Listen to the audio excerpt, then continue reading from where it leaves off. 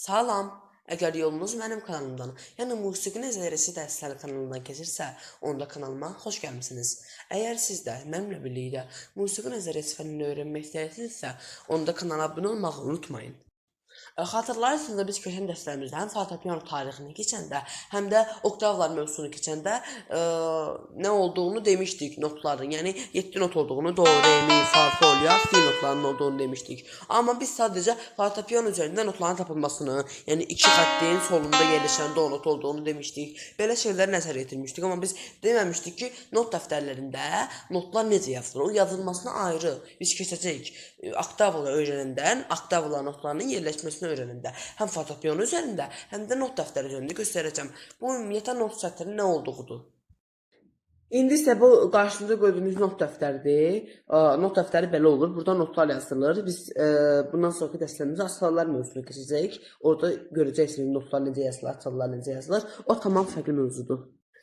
Ümumiyyətlə biz əsas, yəni not dəftərinə verilən not sətrinə baxsaq, 5 əsas xəttdən ibarətdir. Yəni belə yazılır. 5 dənə yəni xətt olmuş olur. Amma bu yəni 5 xətt yazılmağına baxıb güvənmək olmaz da. Belə yazılır not sətri.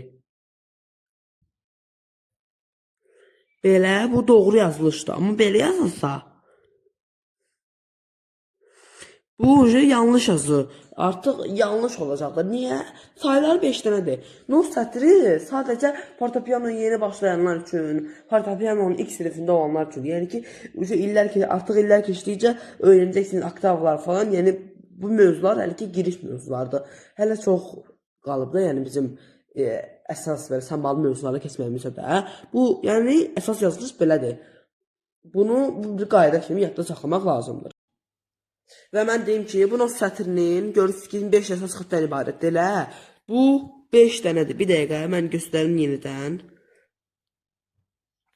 5 əsas xətt deyil. Baxın ki, biz kontrakta və ya altda əlavə xəttlər olacaqdır. Baxacağıq 3-cü, 5-ci oktavaya altda üstdə əlavə xəttlər olacaqdır. Yəni, bunun da üzərində notlar yazılacaqdır. Bunları hələ ağlınızı qarışdırmayın. Mən demək istəyirəm ki, ümumiyyətlə bu xəttlər mövzusuna mən toxunmaq istədim. Beləliklə, dərsimiz bu qədər. Ümid edirəm dərsi, videonu bəyəndiniz. Bəyəndinizsə, kanala abunə olmağı, videoya like atmağı və fikirlərinizi mənimlə bölüşməyi unutmayın. Sağ olun.